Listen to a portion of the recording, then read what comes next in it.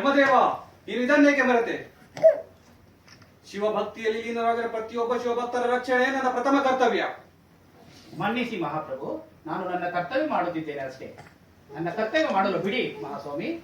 ನಿನ್ನ ಕರ್ತವ್ಯ ಮಾಡಲು ನನ್ನ ಅವಮಾನ ಮಾಡುವಿಯಾ?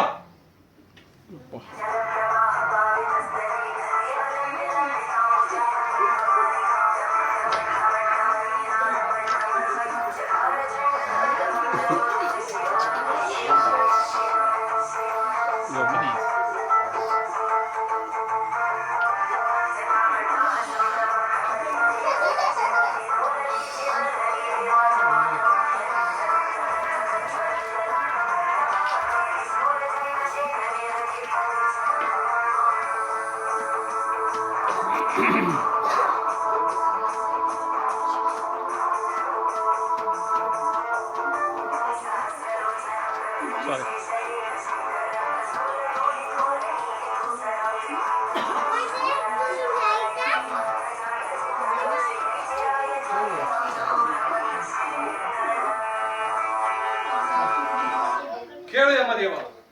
ಶಾಂತನಾಗೋ ಪ್ರಭು, ಶಾಂತನಾಗು. ನಿಮ್ಮ ಅಪಮಾನ ನಾನು ಮಾಡಲು ಹೇಗೆ ಸಾಧ್ಯ? ಶಿವಶಕ್ತಿಯ ಪರಿಚಯ ಮೂರು ಲೋಕಕ್ಕಿದೆ. ಕೇಳು ಯಮದೇವ, ನನ್ನ ಆಶೀರ್ವಾದವಾದ ಮೇಲೆ ಪ್ರತಿಯೊಬ್ಬ ಭಕ್ತರು ಮೃತ್ಯುವಿನ ಸೀಮೆಯಿಂದ ಹೊರ ಹೋಗುತ್ತಾರೆ. ಹೋಗು, ಯಮಲೋಕಕ್ಕೆ ಹೊರಟು ಹೋಗು. ಹಾಗೆ ಅಪ್ಪನೇ ಆಗಲಿ ಪ್ರಭು. ಹರ ಹರ ಮಹಾದೇವ್, ಹರ ಹರ ಮಹಾದೇವ್. ಮಾರ್ಕಂಡೇಯ, ನಿನ್ನ ನಿರಂತರ ಭಕ್ತಿಗೆ ನಾನು ಮೆಚ್ಚಿದೆ. ನೀನು ಚಿರಕಾಲ ಸುಖವಾಗಿ ಬಾಳು ಎಂದು ಆಶೀರ್ವದಿಸುತ್ತೇನೆ.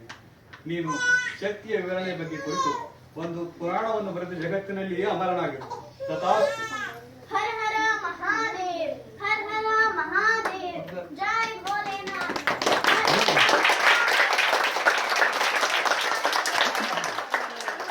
ನಮ್ಮ ಜೀವನ ಸಾರ್ಥಕವಾಯಿತು, ನಮ್ಮ ಜೀವನ ಸಾರ್ಥಕವಾಯಿತು. ಭೋಲೆನಾಥ ಕಿ ಜೈ, ಭೋಲೆನಾಥ ಕಿ ಜೈ.